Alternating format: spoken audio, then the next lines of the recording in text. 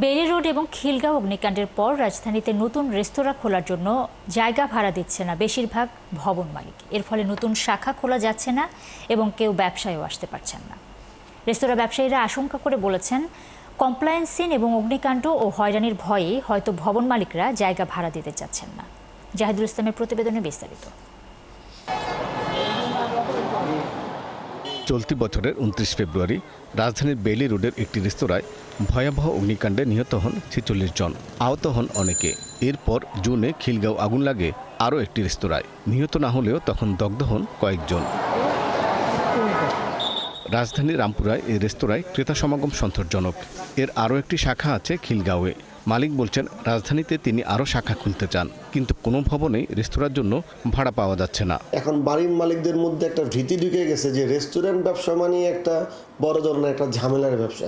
আমাদের একটা কমপ্লেক্স একটা ব্যবসা করতে গেলে ৩ থেকে ৫,০০০ স্কোয়ার ফিট লাগে।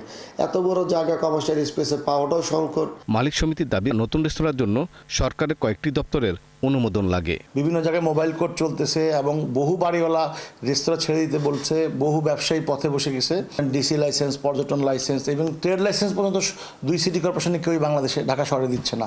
তো এইভাবে তো ব্যবসা করা very difficult. One stop service কীভাবে দেওয়া যায় এবং এই সেক্টরে কীভাবে নিরাপত্তা নিশ্চিত করে ব্যবসা করা যায়, সরকার এবং রেস্তোরাঁ মালিক সমিতি একসাথে যাতে কাজ করতে পারে, সেই ব্যাপারে যাতে তারা এগিয়ে আসে। নগর পরিকল্পনাবিদরা বলছেন, ভবনের কমপ্লায়েন্স করা রেস্তোরাঁ মালিকদের দায়িত্ব নয়, এটি তদারকির দায়িত্ব গণপূর্ত অধিদপ্তরের। রেস্টুরেন্ট করার ক্ষেত্রে যথেচ্ছ চার রয়েছে, এটা সত্য, অনস্বীকার্য, কিন্তু তাকে ব্যবসা বান্ধব পরিবেশ সৃষ্টি করা এবং অবশ্যই পরিবেশ বান্ধব এবং নিরাপদ কার্যক্রম পরিচালনার নীতিমালা তৈরি করা রেস্টুরেন্ট মালিকদের দায়িত্ব নয়। এটি সরকারের, গণপূর্ত মন্ত্রণালয়, অন্যান্য মন্ত্রণালয়ের সাথে যোগ সাজস্য করা দরকার। অগ্নি নির্বাপন বিভাগের সাবেক এই মহাপরিচালক বলছেন, ভবনের নকশা অনুমোদন এবং এটি কিভাবে তৈরি হচ্ছে সেগুলো দেখার জন্য সরকারের কয়েকটি মন্ত্রণালয় থাকলেও তাদের আইনে সমন্বয় নেই। কিভাবে বিল্ডিংটা কোনভাবে কমার্শিয়ালি হবে না আপনার আবাসিক হবে, এটা কিন্তু উল্লেখ করা থাকে আসলে।